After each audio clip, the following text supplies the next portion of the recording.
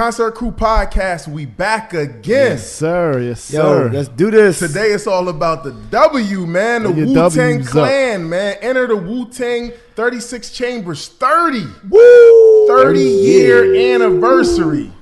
Got two big super Wu guys with me today, man. So I'm looking forward to this one, man. We celebrating the 30th anniversary of Wu-Tang, the Wu-Tang Clan's debut album, Enter the Wu-Tang 36 Chambers. Now, first off, fellas, me and Sean, we a little younger, but Easy on November 9th, 1993, when this album came out. Do you remember it? Do you remember what you did? You remember getting it? How did the Wu come out? How did you get presented to the Wu first album? I mean, I'm pretty sure y'all probably same thing. I don't know if y'all like at the time. You know, you hear certain singles, so you hearing certain singles. Protect Your Neck is out, heavy. So then you hear that, and then you hear a couple other songs, Method Man, John Drop. Of course. So I'm like, who's these guys? Like, I'm like curious. And then when you hear people whispering, so like, yo, it's like about 10 cats on one. I'm like 10 people. Like, hold on, that's unheard of. You know what I mean? Right. So They're all together? Yeah. So I'm like, all right, whatever. So when you hear the album drop, and you know you paying for a certain music and everything, like I don't want to go here and buy them right away. I want to hear somebody else's opinion first. Right. So like I said, so anyway, my boy, you know, he heads over to a certain area and, you know, snatched the album up and everything. And I said, oh, yeah, we got the album, right? He said, yeah, I got that, this and that. I said, okay. Yeah, the tape or the CD? He had the CD. So I was like, yo, because I ain't buying tapes then. I was buying CDs still. So I was like, so what you think about that album? He said, I don't like the joint. I ain't feeling it. I said, word? You not feeling it? I said, well, let me get that joint. He said, yeah, you can have it. Damn, said, he gave it to you? He was really one. Gave it to me for free. Wow. Damn. I said, bet. Yo, man, like next following year, maybe 6 months to a year, but I'm saying that it's blowing up. Everybody talking about it. Everybody banging the car, this and that, all that. He talking about, yo, can I get that joint? You gotta run that back. I'm like, man. Oh, no, my brother. You got to get your I said, the way you got it last time, you need to go get another one. So he was a late bloomer. Yeah. He went up on it. So but you caught it right away, though. Caught it right away, yup. Damn. Yeah, it was wow. lovely. Yeah. Now, see, when this album first came out, I can't say I was right there in the moment. I used to hear this album through my family members, like cousins, uncles that was older that was bumping it. So I kind of heard it through them. So I knew the songs, but I kind of didn't really all the way know what Wu-Tang Clan was. I just heard the music. Until I got a little, maybe a year or two older, then I realized, oh, okay, this is the music I was hearing all the time. But I didn't know what it was because it wasn't like the regular song format where you got like 3 verses and a hook. It was just like all types of dudes rapping. You might not get a hook. It was like dudes might rap longer than the normal 16 bars. Exactly. It was like real unorthodox. Like whatever the norm was of making songs and hip hop, like this was like raw, uncut, and it was just different. It was just different. So I remember hearing this, like this is some chaotic stuff going on right here compared to what I'm used to hearing. I'm hearing the Humpty Dance and all kinds of stuff like that. You got party songs. Yeah, a bunch of righteous songs. Them type joint, Public Enemy. Like it wasn't like. It wasn't sounding like this. This was just different, man, right from the get. Well, for me, in 93, I was big into, obviously you had like MTV playing videos of Snoop Dogg, Coolio, everything West Coast. Right. I mean, obviously, I remember hearing Cream, but didn't really like get the gist of it. Right. Like me coming into Wu-Tang, to me, Wu-Tang started at Wu-Tang Forever. Shout out to Carl. Damn. And then from so there, you gotta go back. I went back. I put him on. I went back. Okay. You know what I mean? So it's like put him on. he did. I mean, for me, it's like watching the Avengers, but then you got to go back to the beginning of the movie. So the origins. The origins of that. So it was kind of like that for me. So 1993, the state of hip hop in 1993 at the time, like first of all, what coast is running it? Is East Coast running it in 1993? Yeah, West Coast running it in 1993? It was still East Coast because when did Doggy Style drop? 93. And 93 92 was the Chronic. That's when you could tell the switch about the switch. Like it was getting switched to West Coast. When Doggy Style came out, it started going towards them. You know, what I mean? thought '93 the West was running it. That's running it. I would kind of say the West too because Cause you got Wu. Who else? Chronic came out in '92, and when Chronic came out, I feel like really since NWA kind of came out, and then they broke off into the Chronic. I feel like the West Coast had it all the way up into kind of this point right here. Because I mean, let's look. I looked up some stuff in '93, the year of '93. Midnight Marauders, which is a classic. We're gonna get to that a little later. Classic album. You got KRS-One, The Return of Boom Bap. You Classic. got Run DMC, Down with the Kings. You got Fat Joe, Represent. De La Soul, Balloon Mind State. Nice. Black Moon, Enter the Stage. LL Cool J, 14 Shots to the Dome. Eric Sermon, No Pressure.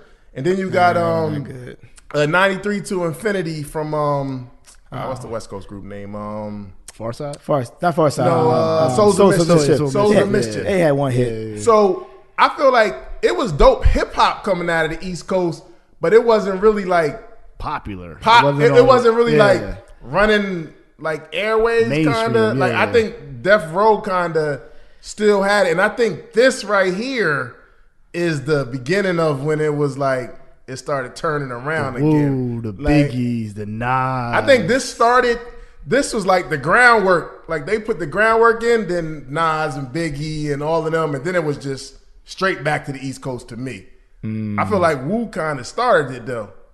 Now I can see that. Now, E, when you first heard this album, did it sound like an East Coast album at the time, or definitely. what did the East Coast? It just sound like a raw, uncut, like something that's like I'm like, yo, I don't know what this is, but I know it's from New York. Yeah. It was New York heavy, you knew that. But still the way they put the sound together and I was already heavy on watching kung fu flicks anyway. Oh, word? Okay. So just hearing that was like, damn, took me back to childhood again. Right. So I'm like, yo, nobody did that before. Nobody ever did that before. Yeah. And that's why they was always heavy on like, yo, don't bite our style because we still trying to understand who we are. Right. Yeah. So they was like heavy with the having those skits about kung fu flicks here. The sound effects, this and that.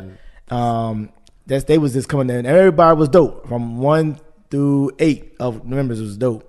Yo, that's crazy to think. Like just actually thinking about the samples of the kung fu stuff. It's like you can't do that nowadays. Like and be like, yo, he's just biting off Wu like blatantly. You definitely gonna be biting off Wu. So you can't do that.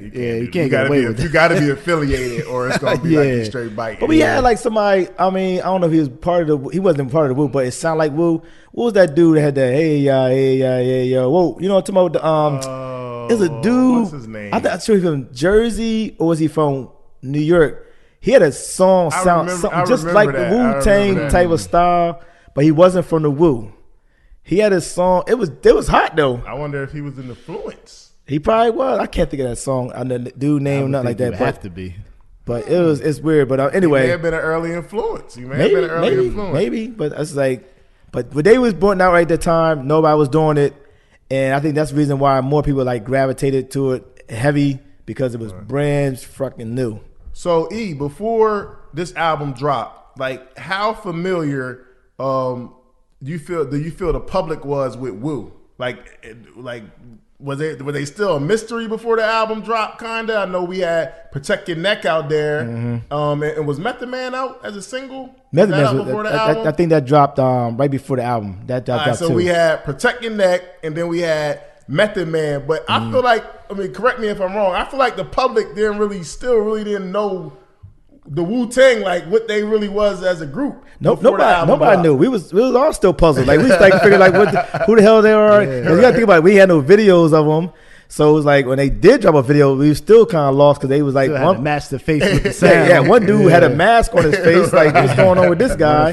One dude had a sword. I'm like, yo, what's going on with these dudes? But we still ain't know what's going on. And I just found out interesting story about Method Man. So they said the song was this representing a person who smoked mad weed. So it was never his name. His name was originally what? Chakwon. Chakwon, whatever. That was his name.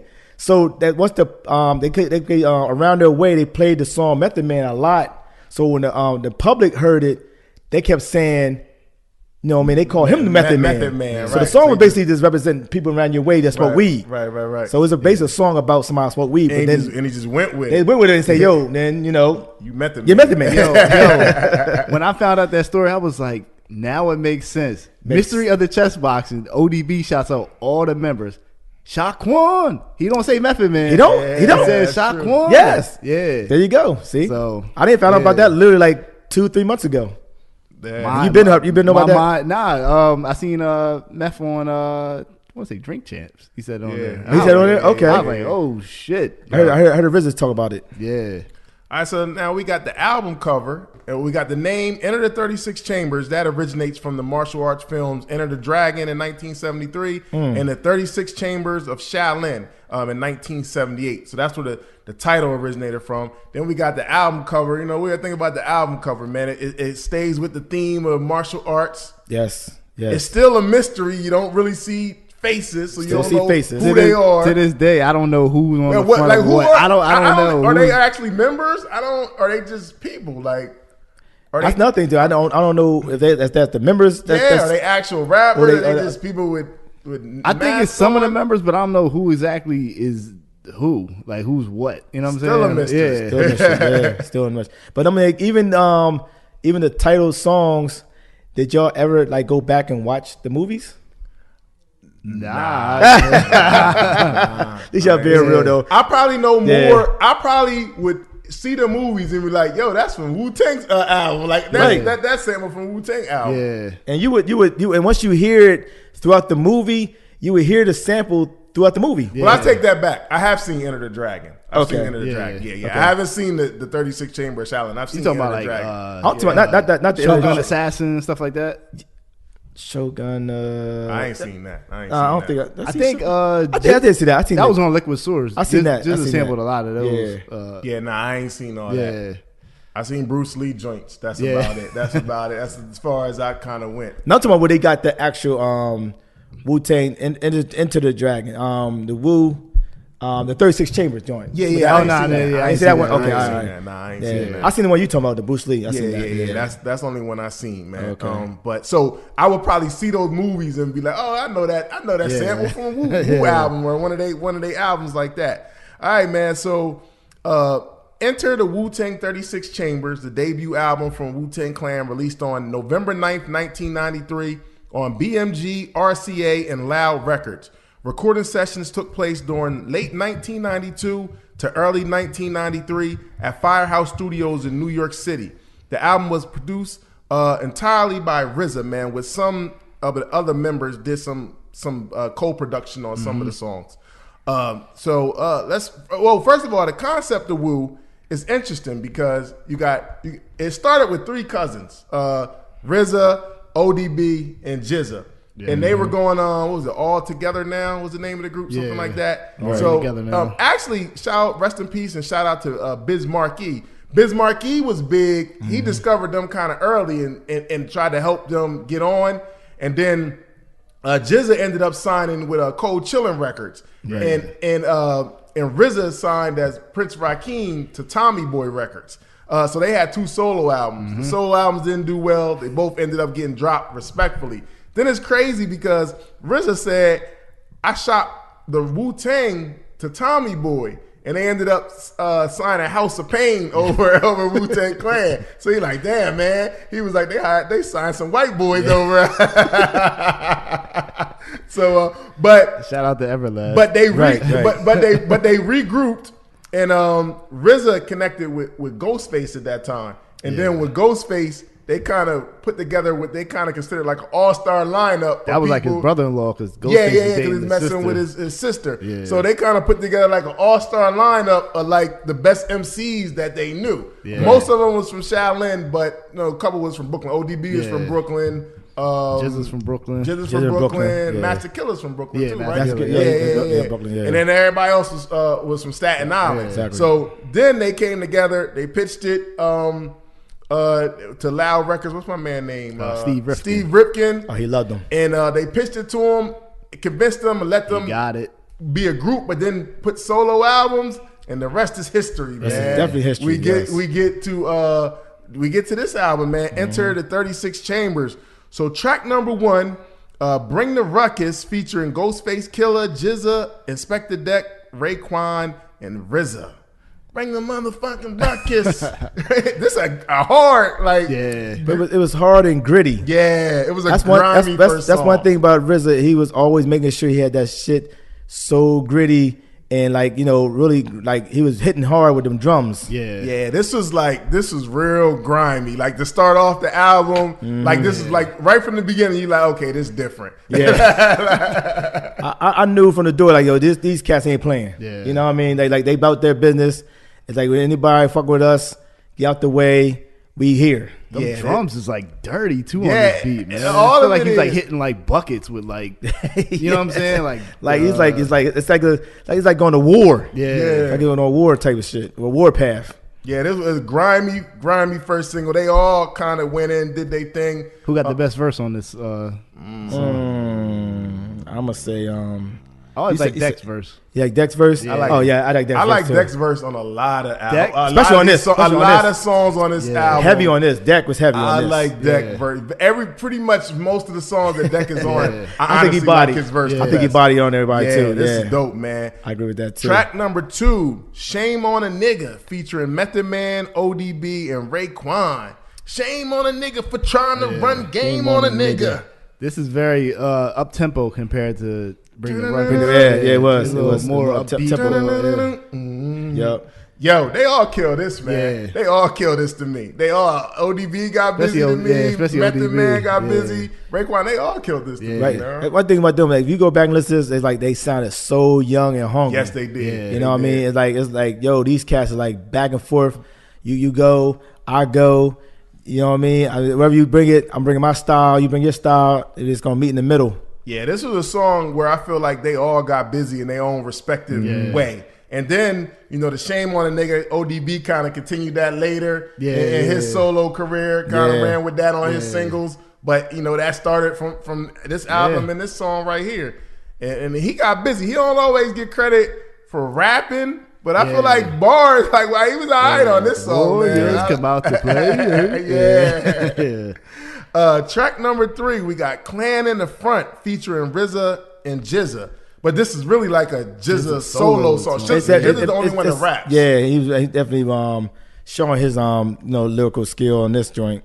And he kills it, man. He shows why they look at him. They said the Jizza was the head, man. They said he was the From head. like Voltron. And- Grabbing Voltron. your head. And also he was the most polished too, because he was on before. He was a lot of them. This is their first time recording anything. Yeah. Jizza did a whole album, man. Yeah, because Jizza was messing with like Biz Markie, like the whole Juice Crew. So he's like a kind of like an OG to them. Yeah. But still, like obviously they're peers. But So he could give them wisdom because he's seen what goes wrong in the industry. So he was able to get a crew like some gems about it. Exactly. And then honestly, I feel like Jizza should have popped off with.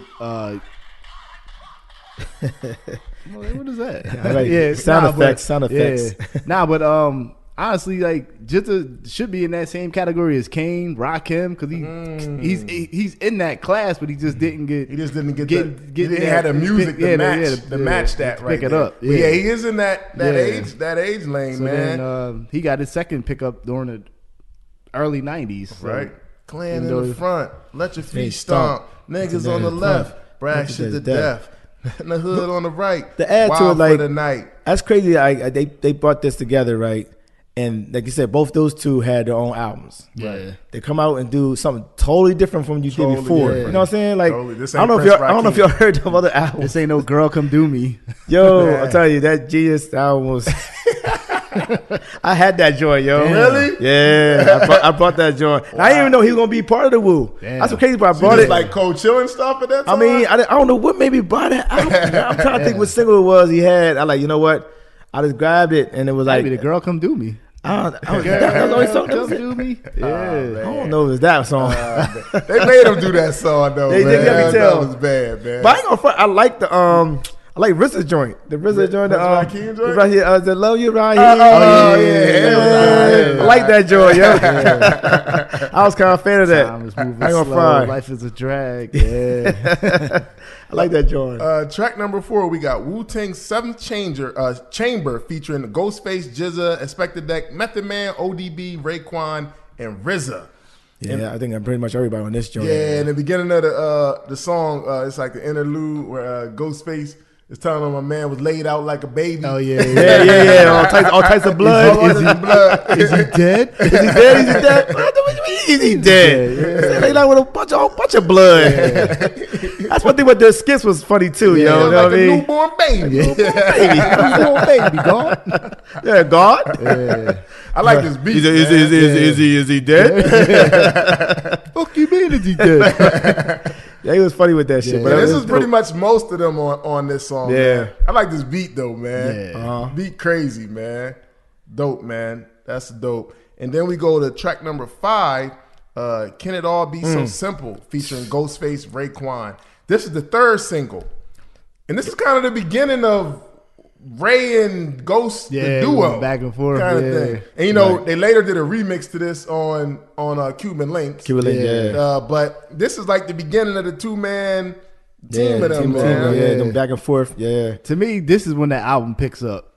Track number 5. Then it's from here. It's like all downhill. Like, damn, that's a banger. Damn, Yeah, that's a they banger. do got it. They They go in on a a crazy really nice run. pocket right They here. do go on a crazy Yeah. run.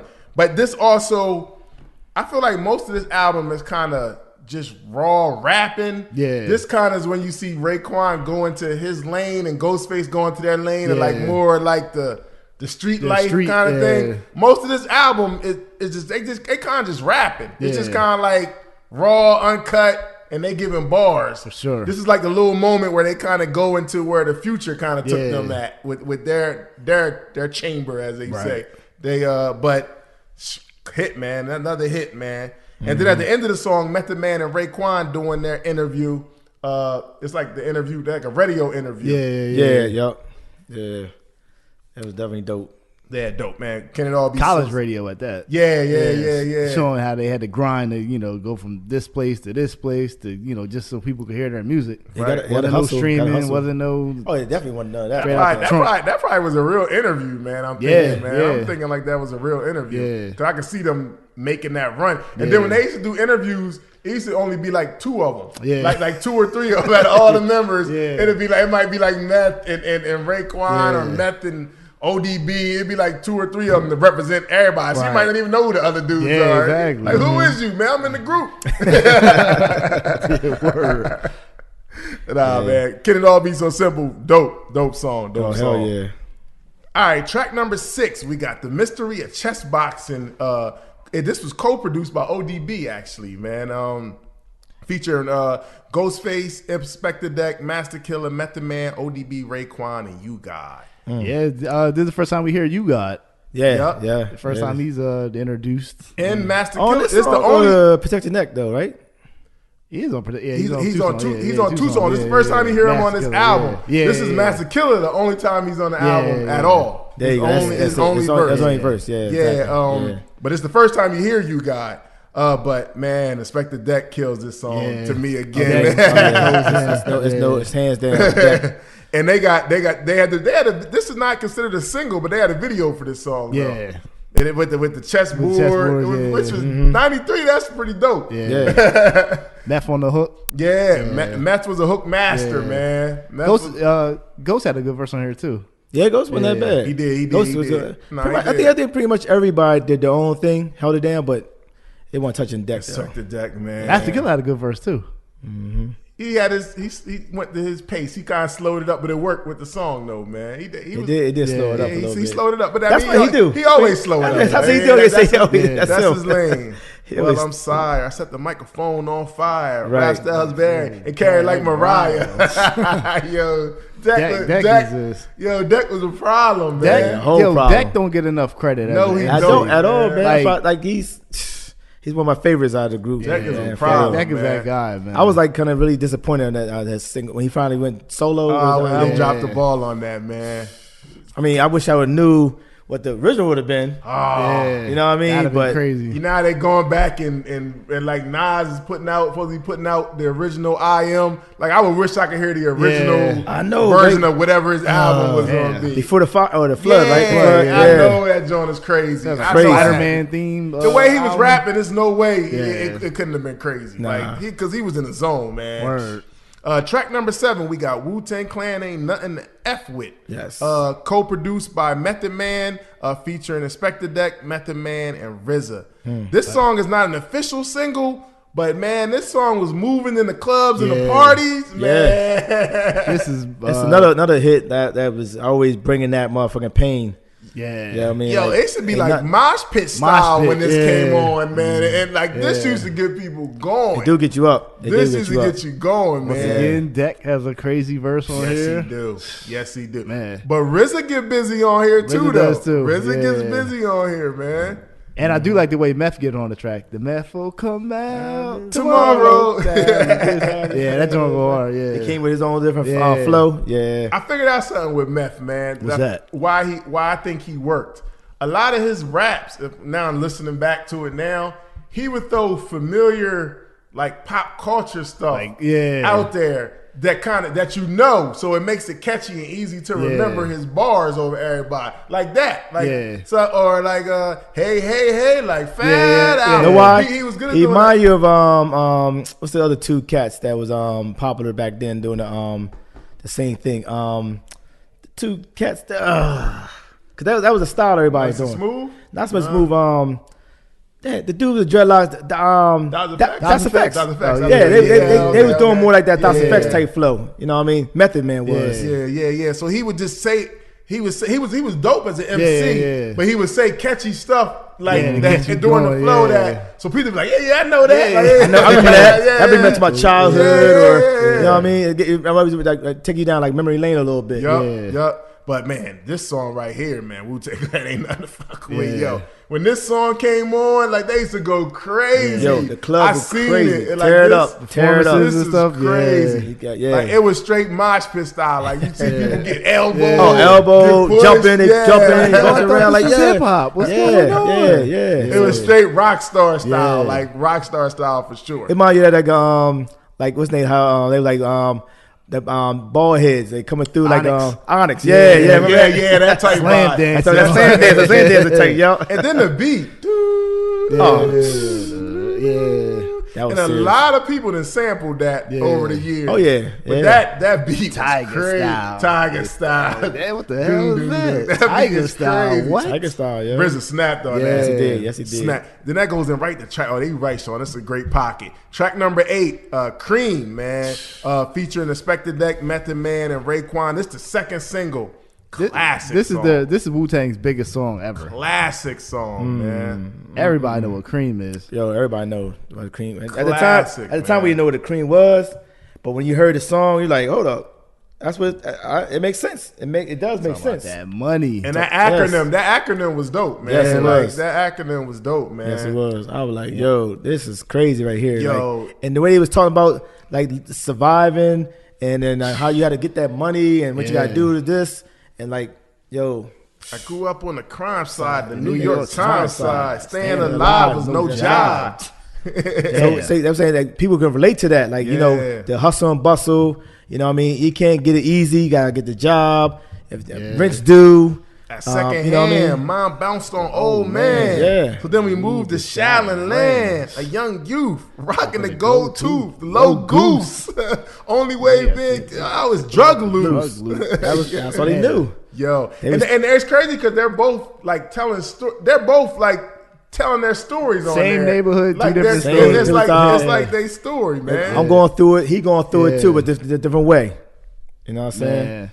And I that's- love that's like- Raekwon to death, but Deck is just Raekwon's is dope, but Raekwon's is definitely Deck dope. different, man. I mean, they kind of like neck and neck in this one. yeah, they are. Because that's just like whose story you like better. I like on both. Yeah, I like both. I like on both stories, but this track was crazy. He said, handcuffed in The the back of a bus, 40 40 of us. Life as a the shorty drug shouldn't be so rough. It should be. It should be, but like that's when you're going through like that you understand the struggle. It's like you feel the pain in that motherfucking story in that song. Leave it up to me while I be living proof. To kick the truth to the young black youth. Yo, they teaching on here. Always, man.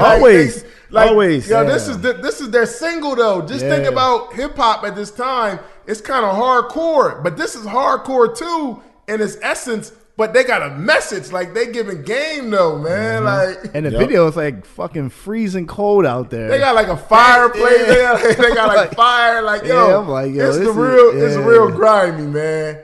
I was gonna say, for anybody that want to understand the real struggle, you can see it and hear it through the music. They telling you, like, look, it's not easy out here.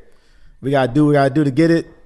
You know what I mean? It's sad, but cash rules everything around. And the thing with the Wu that I always liked is like, all right, so you can hear it, and then say if you missed it, go back and just read the lyrics of what they're saying. You're like, oh, wow, now I didn't, you know what I'm saying? It makes sense. It makes perfect sense. If you don't catch on to that, I guess you just living on another world. Like, so you know what I mean? 22 long, hard years and still struggling.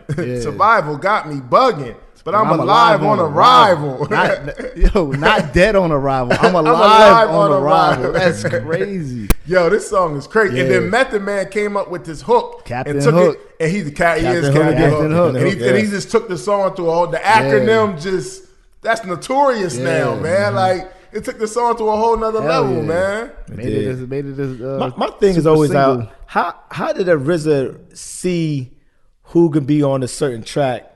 You know what I mean? It's like how he picked those two. You know what I mean? Well, that's interesting you say that, because what I've read from him is it's probably verses from most of the songs from all of them. He picked it was like a battle. He would just let them go in and get 8 bars, and then he would pick the verses that he thought made the most. Like, for instance, the song Meth versus Meth versus Chef. Meth versus Chef.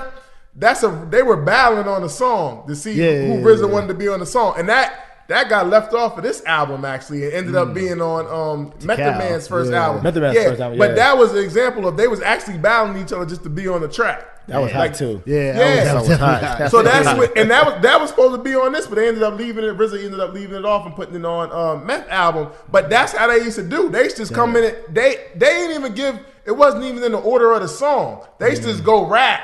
And then he might just puzzle, mix and match. Like, I hope I make the song. Yeah, but you might not make the song. Your verse may not make the song. Yeah. So I guess he felt Inspector Deck and Raekwon verses, and like, all right, that's what we going with. Damn. Like, that's the song. And Meth, give me a hook. We good.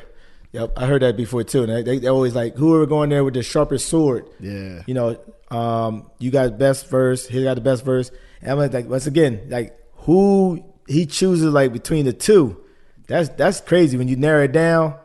That's hot though. But you know what's dope about that is they probably didn't care as much in the beginning, but when they actually seen that it started blowing up, imagine the competitiveness. Oh, hell yeah. Like for the next album, because in this they probably was like, all right, we doing it because we believe it. We gonna listen to you, RZA, but we not sure if this really gonna work. So we kind of got one foot out in the streets again. But then when it took off. They like, we gotta get busy now. But I remember we at concerts and I ain't got nothing to perform. Word, you know what I'm saying? That's like, damn. Yeah. Word. I mean, but then also, not to cut you off, but like RZA is like a producer, so it's like, yo, I think E would sound good right here. Then I'm followed with Carl. Then I'm hitting with Pito at the end. You know what I mean? It's like different. Everybody's voice sounds different. His ear is crazy. Ear is crazy. I was gonna add to like he basically like he told you, like, okay, I like everybody going there in this battle, and whoever had the best person, I'm gonna pick that. And it just come out so nice, like, because his ear is different. Because like you said, everybody was like basically like, okay, we doing this music, but I still gotta get money. Right. You know what I mean? Right. Then they was like saying, I remember hearing one of them say like, yo, Deck is going harder than ever. Like, why is he going so extra hard? I gotta step my pin game up just to hang with this motherfucker. Right. You know what I'm saying? Yeah, I can imagine when they really started getting, like, when they really started believing, like, the amount of like the competitive nature. But the RZA, I don't think he gets his credit, not just for making the beats, but like he organized and arranged this. This wasn't like. He was like, yo, here's the beat, and we're going to talk about this, and this is the song. He kind of like took what they gave him and then kind of like made it into something. Like he really like the Abbott. He really like put it together. So like you can never front on his. That's a real producer. Not like I just made a beat and you rap over it. Like he really produced, like brought it together to make it a song. But then on top of that, all the verses, all the different beats, you still throwing in these kung fu samples. Does it make sense with the song? You know what I'm saying? Like, does this radio interview we did like a few months ago? Let's throw this in there to add. You know what I mean? To show some personality. Right. So. Man, this is. And then you gotta understand, like, dude. I mean, I'm pretty sure somebody came and said, "Man, this is a nutty ass idea." Like, who wants to be? You know what I'm saying? I know some of them. Somebody had to be like, I'm not feeling this. I know a couple of them was like, nah. They didn't see what he saw. You know what I'm saying? I can see somebody like Raekwon, like, we doing what? We ninjas? We got swords. We got guns. We got swords. I'm shooting niggas. What you talking about, man? Fuck out of here, man. But I mean, hey, look, he told him, look, I got a vision. Run with me. I got y'all. I'll hold y'all down, and they ran with it. So. Just give me 5 years. That was hot. Yeah. 5 years, yo. They gave it to him, and look what they they did. Look what they did. Changed their life. Man, and you go from Cream to track number 9, Method Man, featuring Method Man, Ghostface, Jizza, and RZA. But it's a Method Man solo song, even though in the beginning they talking crazy on it. It's like some torture, man. And it's like, they listen to it, even back down, listen to it, it was like, damn, can you imagine they doing that? Like you get hung out from the building, just only by your, you know what I mean? Sew your ass shut and just keep feeding you. And then go into the track. Yeah. Like, yo, a lot of people, that's crazy. Method Man didn't like the song. He didn't like this song. Oh, yeah? Well, it's interesting hearing him say where the stuff came from. He said, like it was like Bootsy Collins, Hall and Oates, Master Ace, the whole like hook, the MVT, get off my style. That right there. He said that was Bootsy Collins. Then he said the MET HOD was from Hall and Oates, and then the man was from Master Ace. He said Master Ace was one of his man. So it's crazy how he said it put together. Music man, Music Man. He said we got, but then like I said, like the references, the Fat Albert, hey, like Fat Albert. It just was catchy, man. It was like he was rapping, but it was catchy. So it got you. It made you knew the words easier. He just stood out, man. Like no disrespect, but he's really not saying nothing deep at all. Nah, not at all. It's just like that's probably why he didn't like it. And think about it. Do this really fits the album? It's not grimy. This song doesn't sound like it fits the album. No, it's not. You're right about it. It's not. This would be the only song I feel like that. You know what I'm saying? It doesn't fit, but it's still like it works. Yeah, but it works. It works, but don't really fit. Yeah. But you know what? I don't know if it would have worked if other people were on it though. No, it wouldn't. I think it worked because it was him. I think if you'd have started throwing other members on there, it probably wouldn't. It would sound more gimmicky. Yeah, like it's forced. Yeah, like it's forced. Exactly. I mean, and then by the time we get to this song, I feel like Deck should have a solo song before Meth. But Meth is the. I mean, just based off of lyrics. Meth is the star. That's a real good point, Sean, because just based off of how this album sounds, we only get 2 solo songs, Jizza and Method Man. I get Jizza because he's just like the head. I get that. Method Man kind of became the star. But based off of just how he was rapping, I feel like Respect the Deck, if anybody, I feel like he deserves one. Yeah, easy. Because he was barring it up. I mean, he does got the single. He does got Cream. It's only him and Raekwon. But still, I could see just let Respect the Deck get busy one time, man. That's a good point. I mean, Deck is on every single of the album. He is on every single. Is. But for once again, the Abbott, he saw Method Man could be the forefront. The ladies will like him. He's a handsome guy. Some brother, he saw that. Hey, look, we gonna push him, so he get this song on here, jump on that song, Method Man joint. It's a single. It's hot, like I said. It's catchy. It's on the radio. And he was right though. Like he wasn't. RZA wasn't missing, man. He wasn't missing. He was not missing at all. He wasn't. He was on point. All of this stuff worked. I think early on he seen what Meth had. He seen what different members had, and he tried to put them in the right position to shine. Yeah. I think he had a master vision for all of them in the big picture. I just feel like he ran out of time with some of them because it picked up so much. I feel like he really, in my mind, I feel like he had a vision for all of them. He did. He knew who was going to be big first and all of that. But I think he he had a vision for all of them getting at least that one shot. It just didn't pan out like that for all. I mean, just time, like making albums, like you want to commit your 100% to this album. You can't just got a million things juggling. They want their solo deals, and it was just probably too much. It way too much. You could tell it was probably too much on his plate. But he saw. That's why he went out and picked each member. He handpicked them for a reason. So yeah, he saw. So after hearing this, are you surprised that Meth became the star that he is? Nah, not at all. It was clear. It was something about him. Something about he had it. He had it. Yeah. Whatever that it was, he had it. All right, track number 10. Protect Your Neck, the first single. This is pretty much everybody on here except Master Killer. On here, Master Killer was only missing. But man, the way Deck once again. Oh my God! The guy on the radio. Oh yeah, I want to hear that Wu-Tang again. Yeah, he told you to do it. He said Wu-Tang again. He said, yeah, get it again. Come on now. Yeah, right. Off top, telling you right from the door. Protect your neck. We coming for your neck. Straight like that. The mic like smoking Joe Frazier. Come on, man. Raising hell with the flavor. Tear by the jam like troops in Pakistan. Swinging through your town like the neighborhood Spider-Man. So TikTok keep ticking. Yo.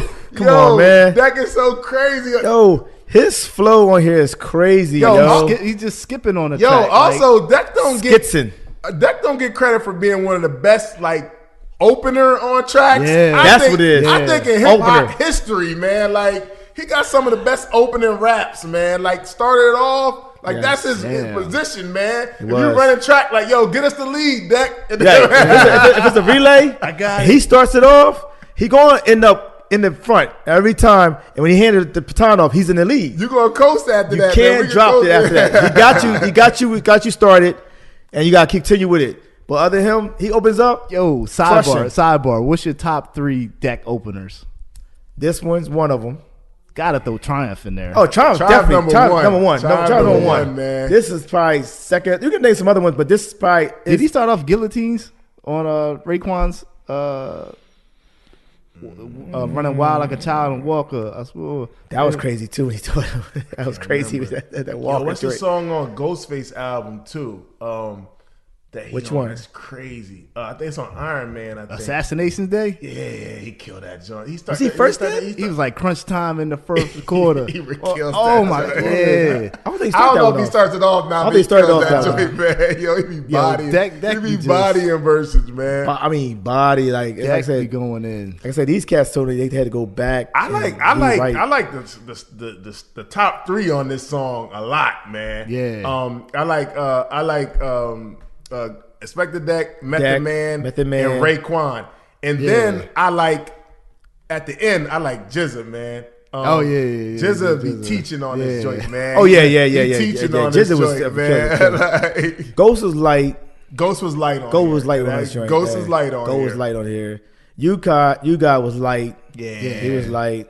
Killer, he was Killer. He had one verse. Master Killer.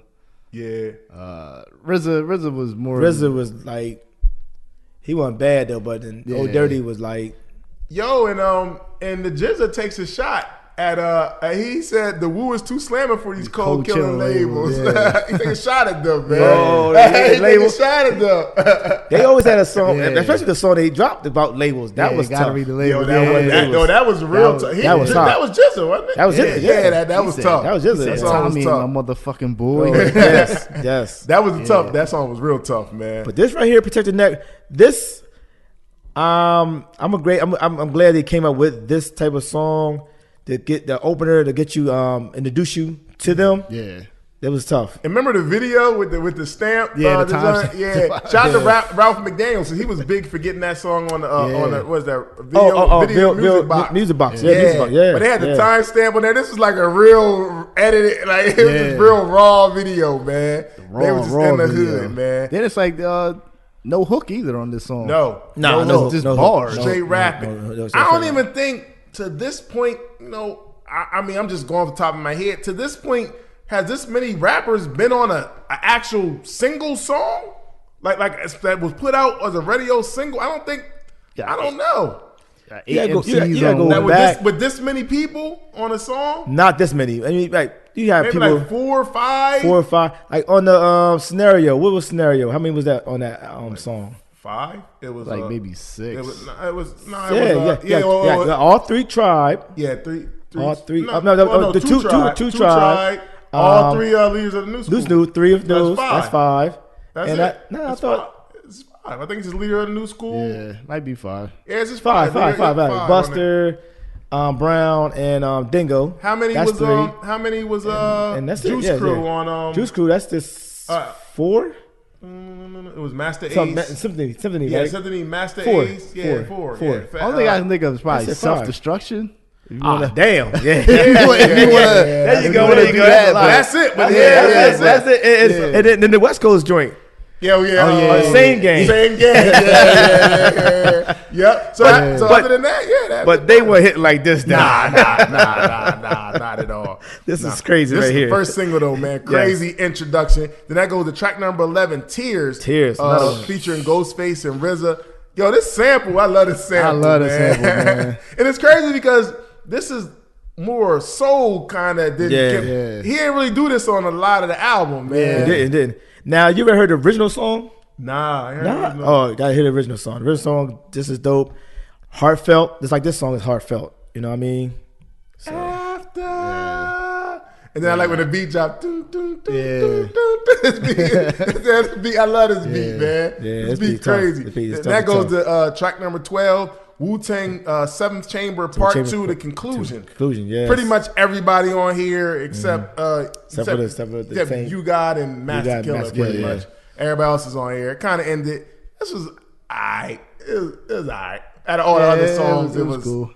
And then the radio joint at the end, it's like yo, can you describe us our style? And then they got the martial arts thing. But you know, we can't explain our style. And that's how that joint ends. I like that though. They fucking somebody up. That joint was dope, man. So Enter the Wu-Tang 36 Chambers was a critically acclaimed to prime release. The Source magazine originally gave it 4.5 mics and later changed it to 5 mics.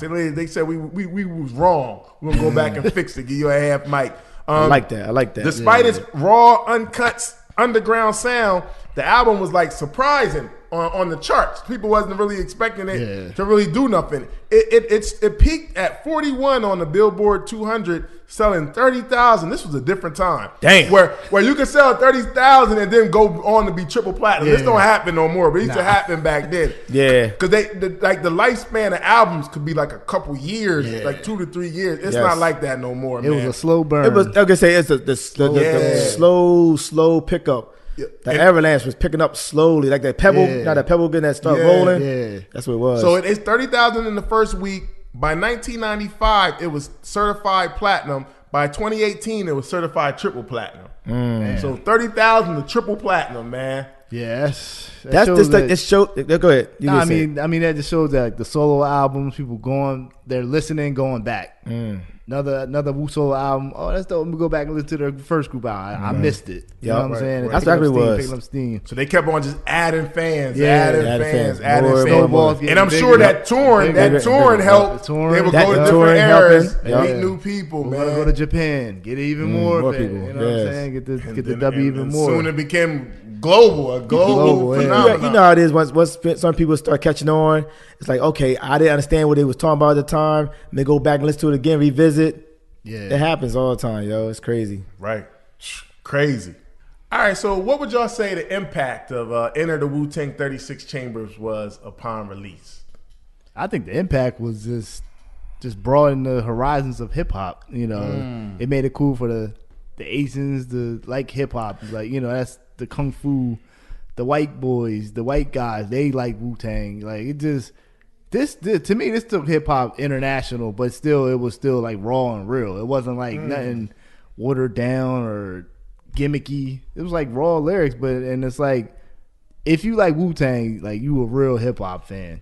And for this to go overseas and take over and do what it did, and, you know, bringing all these different new cultures into hip hop, I mean, to me that's amazing.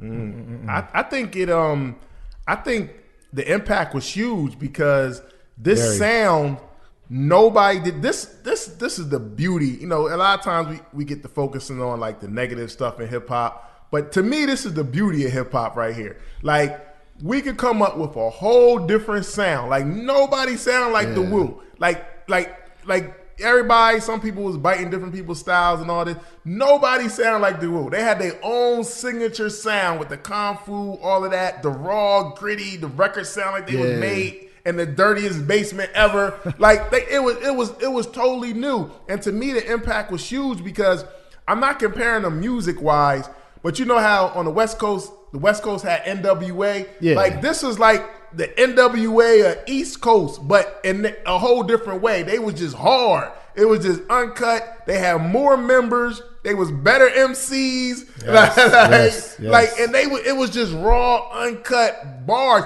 At this point in their careers, it wasn't even really song format. It was like, yo, just rap. RZA, I'm gonna give you these beats.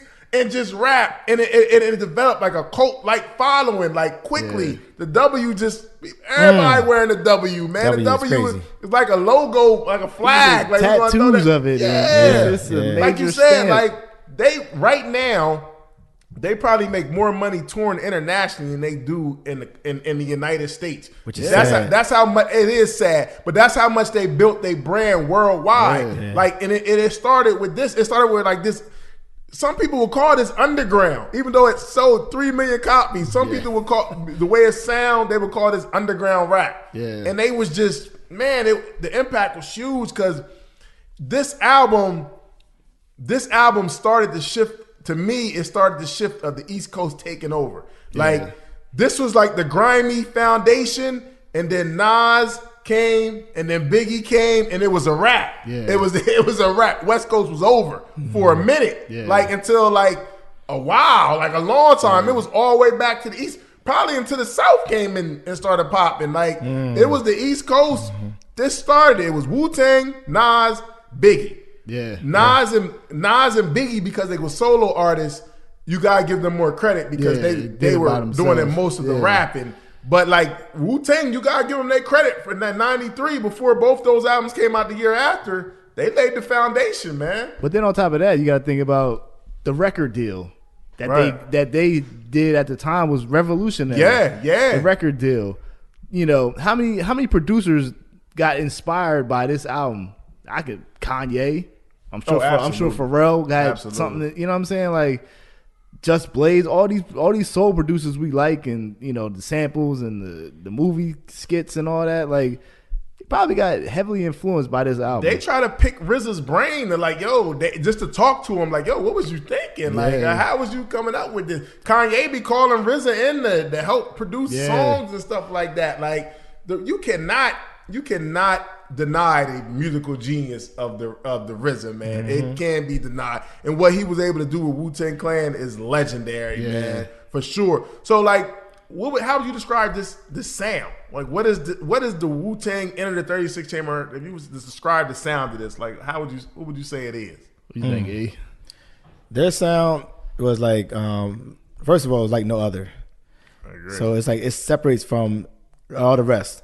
Like you said, I pick it back on what both of y'all said. Like, they came out with a different style and sound because they like at that time you had to do it.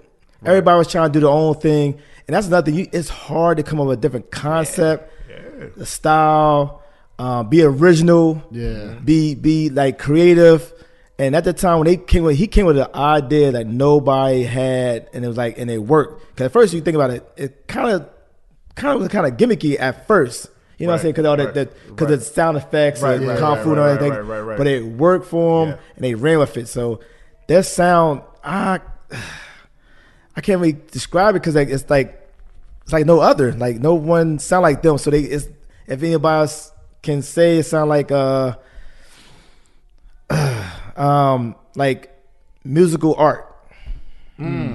Musical art. Okay. All right. Yeah, I would say it's like you gotta incorporate the karate, so you gotta include that in the description of it. Street. Yeah, so it's like karate meet street. Yeah, karate meets street. Underground. But the lyrics are there, so it's not it's like like bars. cheesy. Yeah, it's like a melting pot of like Thank you. it's like gumbo. yeah, it's like raw because it's not like formatted. Yeah. So it's like raw and uncut, but they got bars though.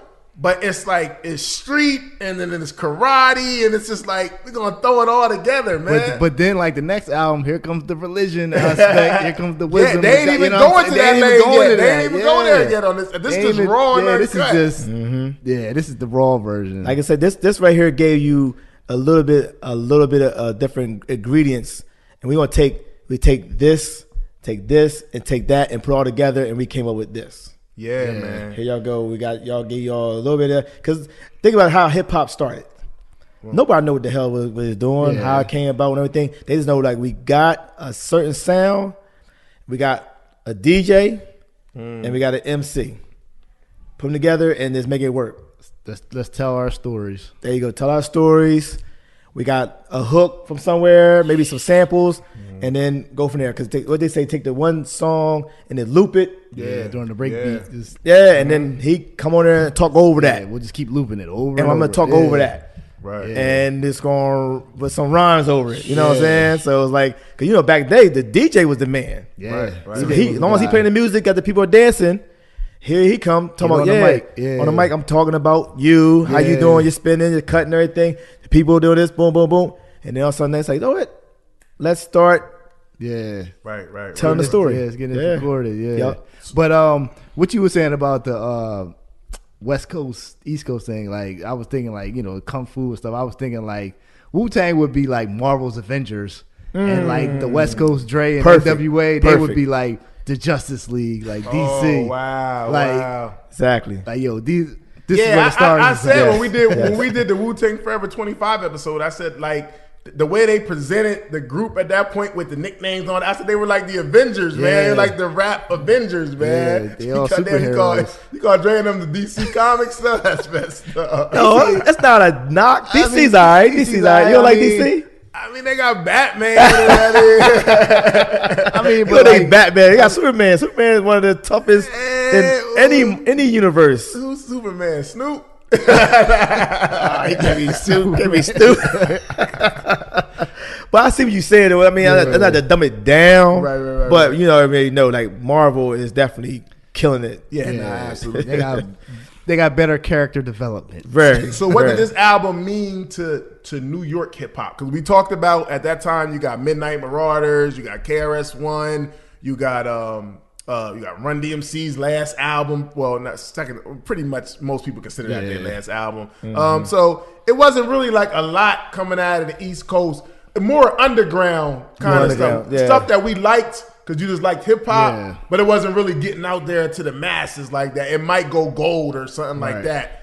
But this album, like, what did this do for like the whole New York? Not just for people on the East Coast, but just for people throughout the whole country. What do you think? Like perception of East Coast rap at that time? Because some people might not have heard some of them albums. They might not have been checking for them in other places. I just feel like this album was like, they got Dre, Snoop out there, and the East Coast was like, yo, we started it here. Now we got it one on our belt. Like we can raise this flag up. Like Enter the Wu-Tang. That's a dope album.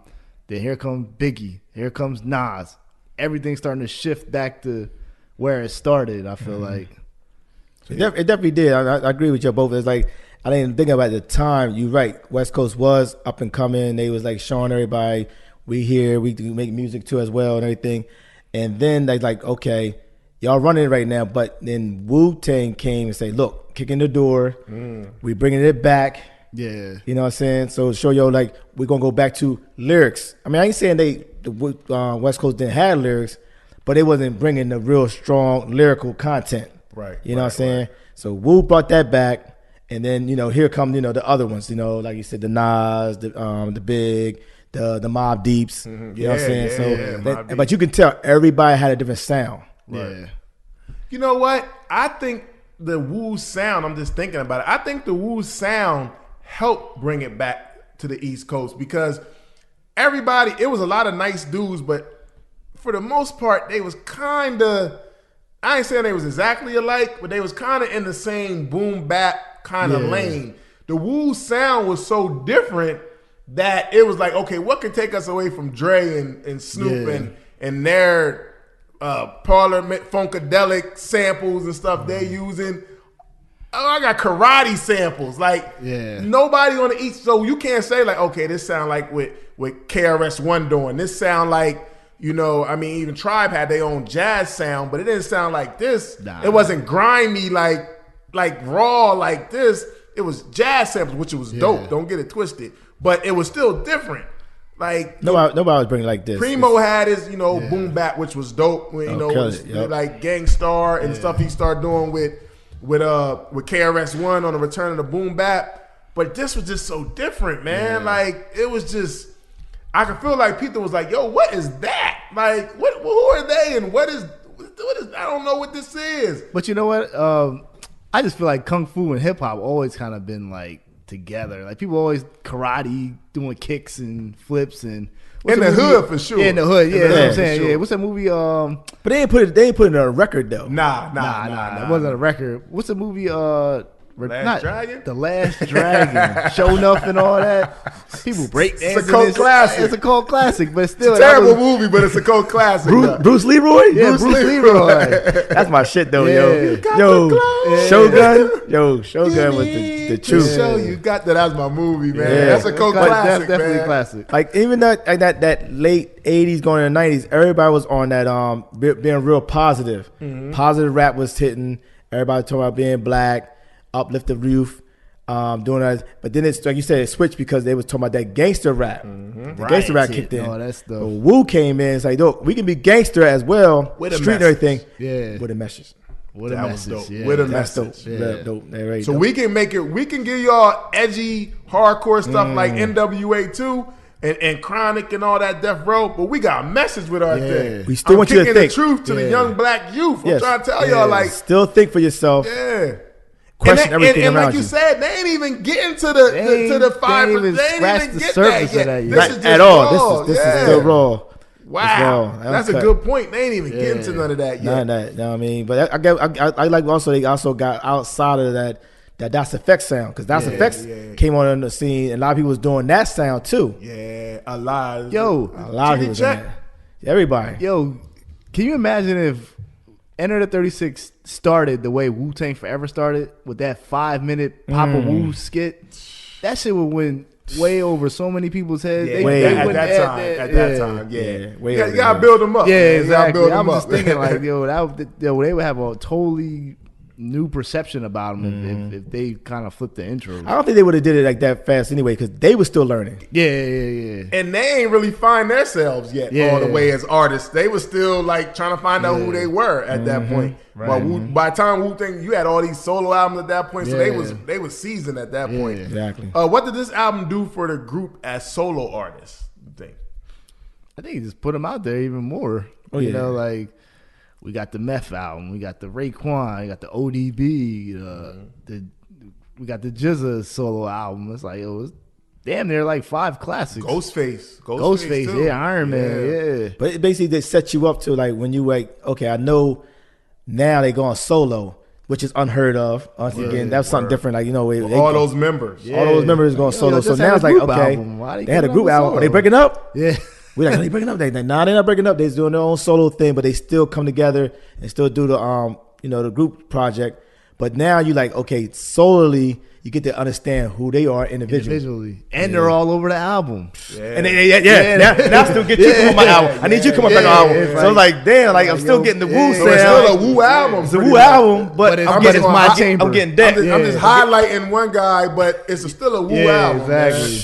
It's crazy. That's crazy, right? That shit was beautiful. Like you said earlier, to jump on what you said, like Power Universe, Wu-Tang Universe. Yeah, absolutely. So, what group members you think benefited the most from this album?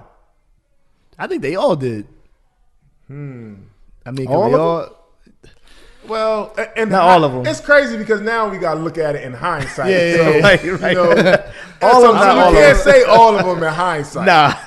Maybe when it dropped, you might have thought they all benefited. Yeah. But I mean, like you said, you guys had 2 verses. Master Killer had 1 verse. Yeah. You guys didn't come out to 1999. Master Killer didn't come out to the 2000s. So you got to think about it.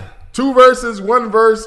1999, 2000, long sometime. time. Long that time. kind of makes sense how you got put on hold. The one I felt like benefited the most from the album because he got the shine, but didn't get the after effect of it, would definitely be Inspector Deck. Yeah. Like, he killed this album. Matter of fact, he killed the next album. Yeah. And for him to not have a classic solo, now I'm thinking about it, he killed this album and he killed Wu-Tang Forever. And for him to not have a classic solo Wu album is mind-blowing to And me, it, man. very disappointing. And it breaks my heart because it's like you had people like, no disrespect, Killer Army, Sons Word. of A. These All guys of- were all coming of out them with came solo out. albums before Word. one of your Affiliates. best, like Yeah. your best. Son of Man. It's crazy. Capadonna Yeah. came out before Inspector Deck. Capadonna Yeah. came He out. wasn't even before on this Inspector. album. Yeah, That was fire. that was just like, Yeah, like, The Pillage was fire. I like the Pillage. I like the Pillage a I'm lot like, too. man, he just but that's got- what I'm saying. But then when he finally did drop, I'm like, I said, yo,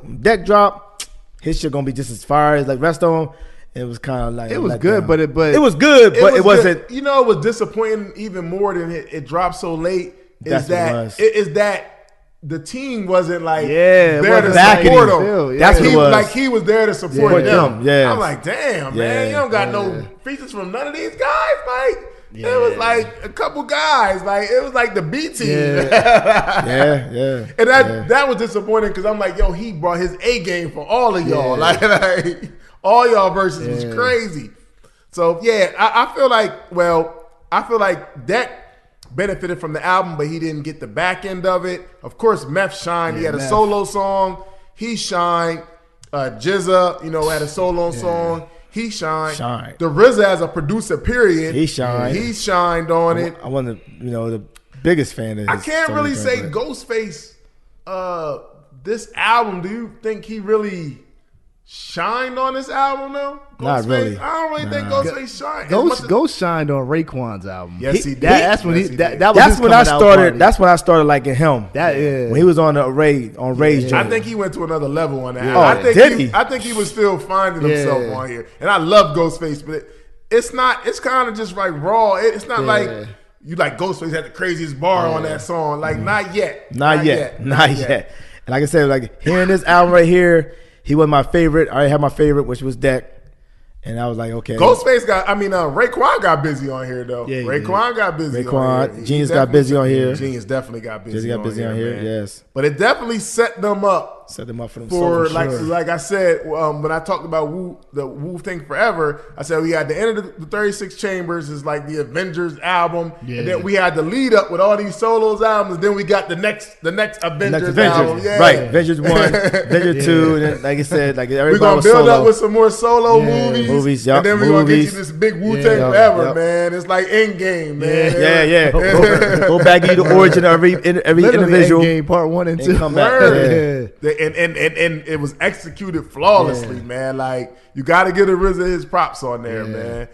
I think as a crew, the way they're like you said, Sean, the way the contract was written up, which most of the time never happens. Most of the time they gonna want control over the whole Sign group. as a group, that's it. He said, "No, y'all can sign it wherever y'all want solo. I just want the group."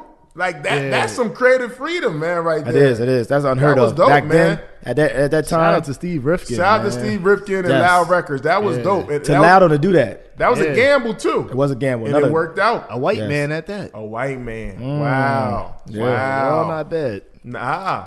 I'm sure they'll tell you that too. But I'm sure my man Leon Cohen wouldn't do that. Hell no. All y'all stand on Def Jam. All y'all For Def Jam. the low. For the love. Word. So, as a solo project, what's y'all's favorite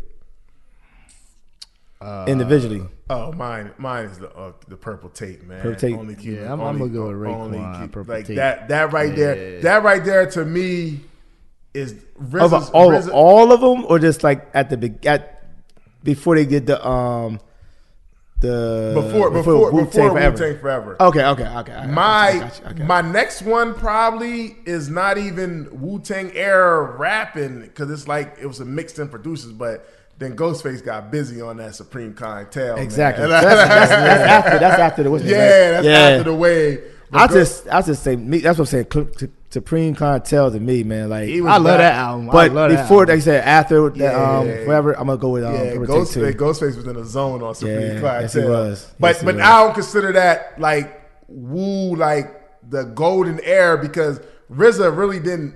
I mean, the sound was great, but it wasn't like a RZA production. Yeah, it was like Ghostface was showing like I can get busy regardless of who rap and I'm like I'm getting busy on this thing. I'm going in, and like I said, the purpose is like for him. I mean, for those two to come together and say, "Look, we're gonna do something together," and then branch off and go somewhere to another island and do the whole concept of the built for Cuban links. Yeah, it's crazy. Yeah, it's crazy. And those like, beats were on there. Beats was on there. It was crazy. The skits, the certain skits, everything on there. Like it was like, yo, that was like it was like another chamber. If you had to compare it, like you said, once again to what's it called? You said the Avengers. Right. Yeah. Which Avenger solo movie you like was the best? Because that's probably the best one. Who like from Iron Man to Hulk to Captain America. Captain America probably the best one. Which one? Winter Soldier. No, not that one. Civil War.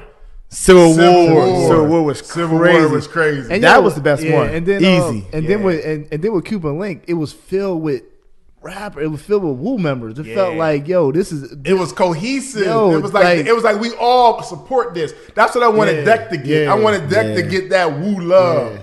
Like when Ray and Ghost, like, yo, what you need, Deck? We ready. What you need? You need a hook? Meth, like, you need a hook? I got you. I got you with the single. Like, that's and nobody looked at that. Nobody looked at Raekwon as like, even though it's his solo project, but he had a future. He had Ghost with him on every step of the way. Yeah. And a lot of times you want to hear a person go solo, like really be solo. Couple of features here and there, but he had the bull. He had Cap on there. Yeah. He had Meth Nas on there. Meth doing ice cream. Meth on there. Doing the ice cream hook, Meth on there. Deck was on there. He had a couple people on that album. He had all of the Wu on there other than ODB. Yeah. That's it. That was it, right? Everybody else was on there. But then his solo songs, they were bangers too. They were bangers too. But with that team, that was crazy. With that team that he had, the way it was set up, it was alley-oop. Like you can't drop that. And them beats, you can't drop that ball on that, man. He was killing. But man, this album set the group up for success, man. All of them, they had a winning blueprint, man, and they all killed it, man. So shout out to all of them, man. Dope. Fire. All right, so on what's your favorite song on this album? If you could pick one song, what song you going with? Damn, I'm gonna go with "Protect Your Neck." I like that joint a lot. Just because it's a posse cut, so everybody's on the track. It's kind of difficult, man. It's like a tug of war for me. But I'm gonna go with Cream, man. I'm gonna go with Cream because their message was so ill to me, and it was hard though. It's a lot of times when you delivering messages, it's kind of like it's like I don't know, it's kind of like down, like it's kind of like but it was hard though. But it was like a message that you could feel. I like that, man. So I'm gonna go with Cream, man. And those kind of songs wasn't really getting shine at that time in hip hop. That's why I like that song.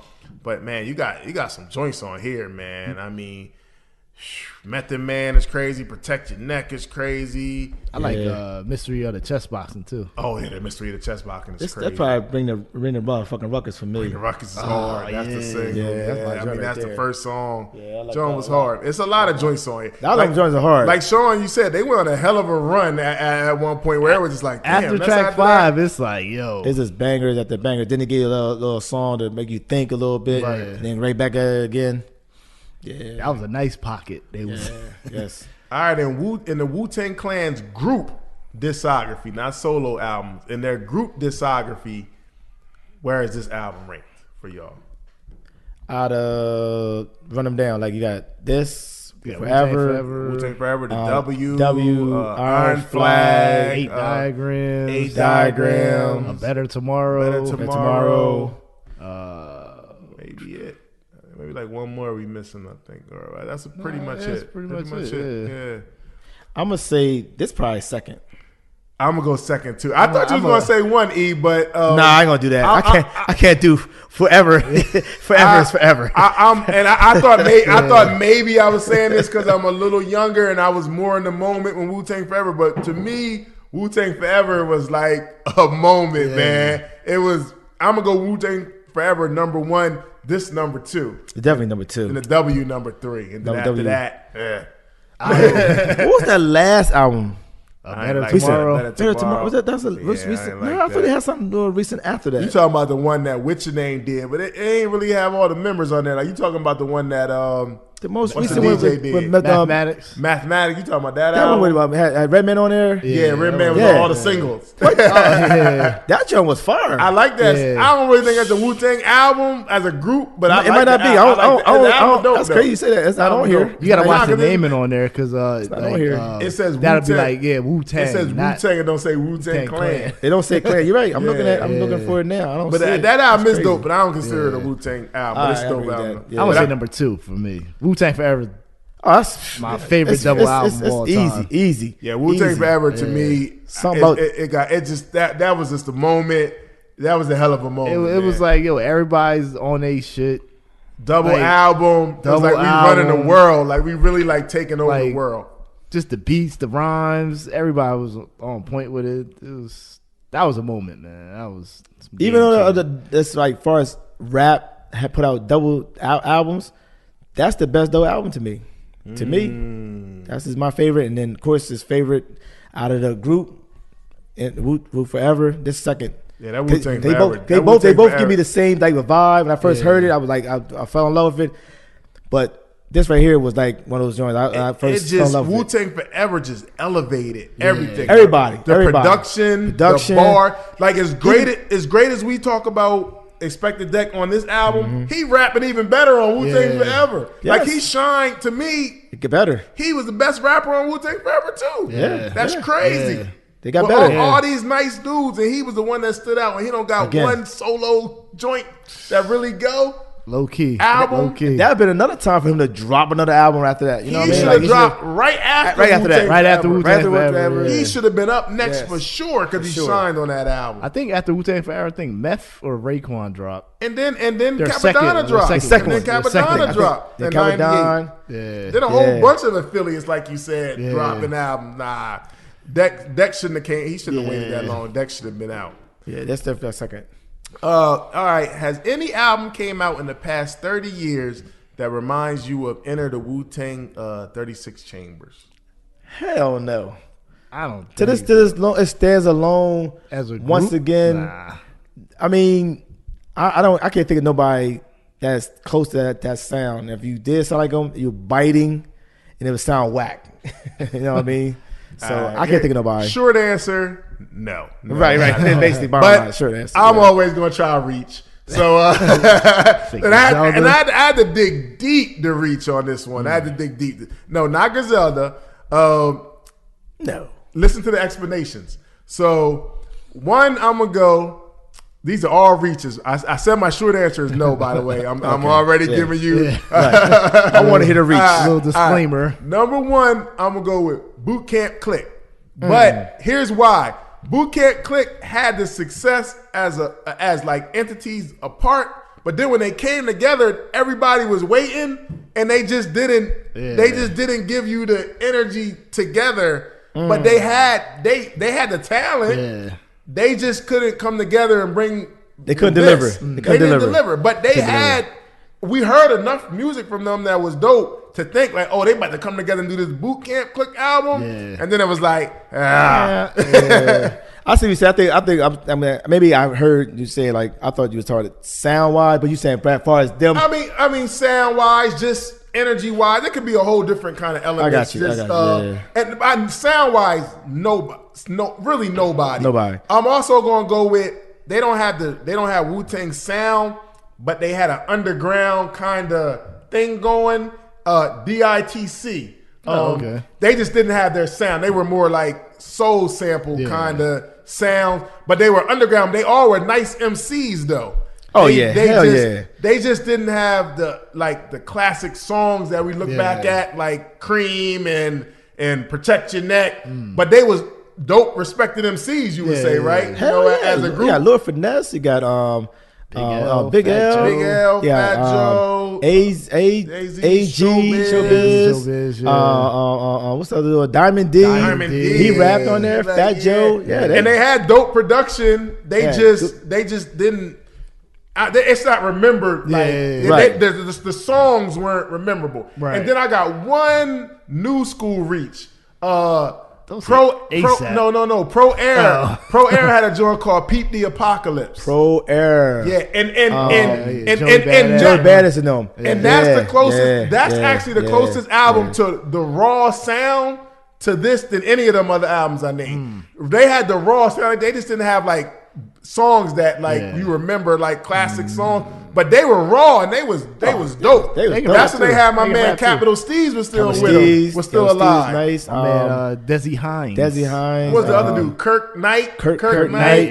He did the beats. Yeah, I like that group. They were raw. They was like raw and uncut sound. They were the closest to that. And you'd think they would have probably harnessed in on that because of Joey was successful by himself and then put them on and everything. But it's just, like you said, some reason they just couldn't like.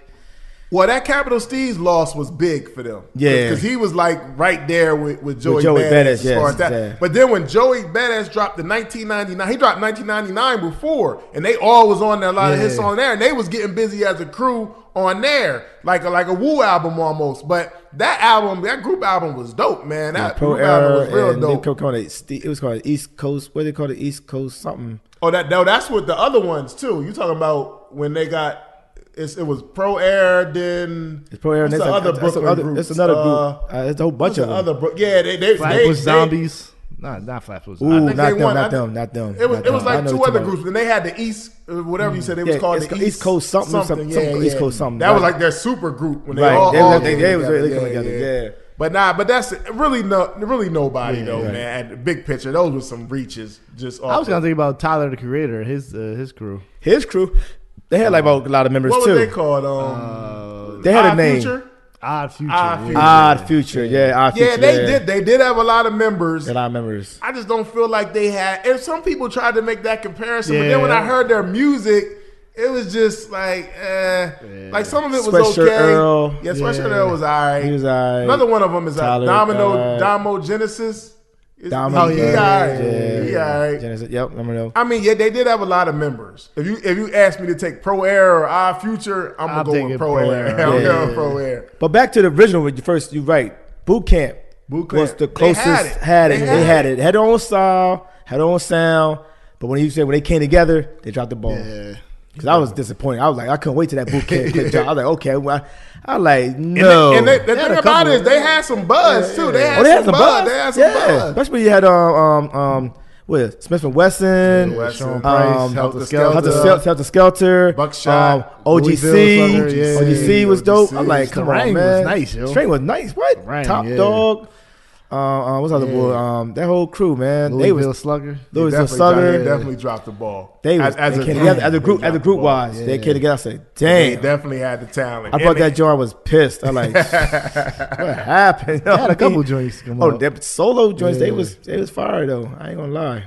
All right, man. Enter the Wu-Tang 36 Chambers 30-year anniversary. 30 years, yo. 30 years test of time. Looking back, man, legacy on this album. 30-year anniversary is crazy, man. That's crazy. A lot of people don't hold up. Wow. It's still going 30 years later, man. What y'all think about this album legacy 30 years later? I think this is a game-changing album for hip-hop on the 50th year of hip-hop. Yes. You know, and it's cool to see that they're getting their flowers while they're still alive. They're still touring. They're doing stuff with Nas. They just had the Empire State Building light up with the yellow and black. That's crazy. Anniversary of that. That's you know what I mean? Man. So, shout out to the gods. I'm going to go on record and say this, man. I don't feel like this album got celebrated enough. It didn't. Hip hop wise, it didn't. I don't feel like it kind of came and went. Like I don't feel like this was a monument. 30 years is a big deal, man. Hell yeah. Like you said, we're celebrating 50 years of hip hop. This is 30-year anniversary. Yeah. Like, look what this did for the Wu-Tang Clan and their members. Like, look at them the way they are able to provide for their families today. Still to this Without day. this album, that don't happen At all. They don't get them lanes. At all. RZA producing movies and stuff, scores for Yeah. movies. Like, that don't come without this success of this album. They don't Soundtracks. get that opportunity, man. You don't get Method Man, the actor. You don't get Ghostface, Raekwon, Jizza. Like we'll all be shortchanged. And as hip hop, we saying we love Wu-Tang Clan and what they contribute to hip hop. But that 30-year anniversary of their debut album came, and it was like, I got a lot of crickets from a lot of areas, man. To me, that's just my opinion. That's my opinion. I agree. I feel like it's not celebrated it's- enough. This Drake here album, not the 30th, the 25th, Right. should have been their world tour. They should have been out there, like, just celebrating it. Everybody should be understanding, like, this was a groundbreaking Album. groundbreaking Absolutely. album. You know what I mean? It was a game changer. The sound, this making everybody go back and tell you, like, look, okay, we need to change our styles up, work on your flow.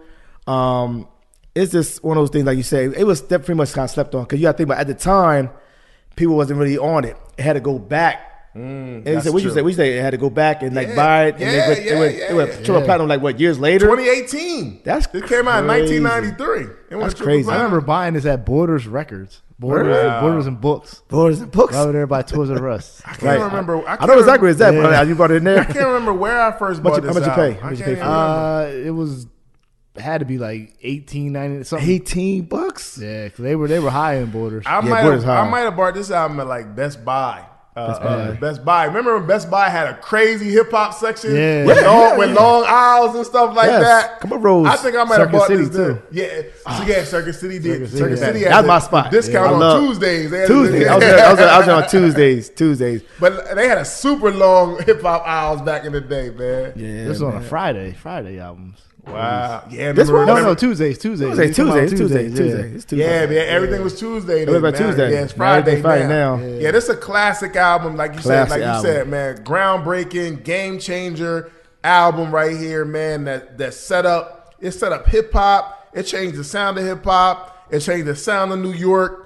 It changed the creativity in hip hop, man. Made people step their games up, their game up, their bars up. Production. The production definitely, Concepts, the you stories, gotta come with it, everything. man. They challenge people, Yeah. man. They challenge hip hop artists like, yo, you better come correct, because we got this new thing here, and we gonna cut your head off pretty much Your if head you off. ain't coming Protect right. your- it's right there. Protect your neck. Yeah. Yeah. So man, to.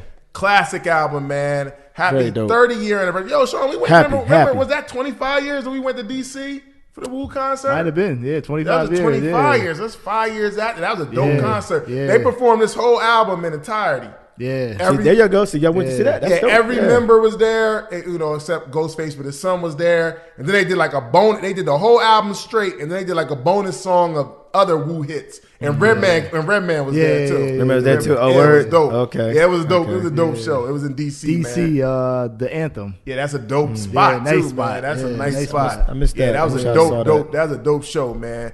But man, salute to the Wu-Tang. Everybody in the Wu, man, enter the Wu-Tang clan. 36 Chambers, man. Classic. Can we all agree this album's a classic? Instantly. Without a question. Without a doubt. Stamp Without a doubt. it. Yeah, Stamp yeah, of approval. yeah. Classic, man. Yo, shout out to everybody in the Wu, man. All Man, of them. run them down. Run 'em man. down. Run 'em down. Jizza, ODB, Method Man, Rest in peace, Ghostface, ODB. Rest in peace. Raekwon, Inspector Deck, Deck. You God, Capadonna, Master Killer, everybody involved. Yeah, Everybody man. involved in this project. I'm like, Shout out to True Yeah. Master, the Fourth Disciple, Tables. the- Yes. yeah, the RZA man, the Abbott, 12 o'clock. Shout out to Power, Yeah, Power, Divine, yeah, all Divine. dudes, Yeah. man. All those cats, they came Shout out to together. Steve Rifkin, Loud Yeah, Records. Loud Records, man. Man, this is a Game this is a changer, gem. man. Thank y'all for your contribution to hip hop, man. We gonna salute y'all, man. Definitely. If everybody else ain't saluting y'all, we gonna salute y'all because this is a game changer. But right also, here, what's man. crazy about this album is we had talked about it a little earlier, but Tribe came out the same day. Yeah, That was a hip hop great moment day in too. hip hop. Great day in hip hop. Which We gonna one, get we the gonna second get album or the third? Midnight Marauders. Midnight Marauders my came out. favorite. Day. We're gonna get more into that later, but Yeah. yeah, that was a great day in hip hop right there, man. that was crazy. Same day right there, Yeah. man. Yo, salute, man. Happy 30th anniversary. 30 years is crazy 30 years to me, is crazy, man. 30 years. 30th anniversary, man. Salute to y'all. Concert Crew Podcast. Make sure y'all follow us at Concert Crew Podcast. Make sure y'all go download, subscribe. We on digital platforms. Make sure y'all go to our YouTube page. Subscribe. Keep running those video views up. Yo, man, as always, we're going to continue to March 4th. Long live our brother Tez, man. We love you, man. And, man, Concert Crew Podcast, we ain't going nowhere. Enter the 36 Chambers, Wu-Tang, man. Woo. Happy 30th anniversary, brothers. Yo, Pito, hit us with the fader. We out. Yeah.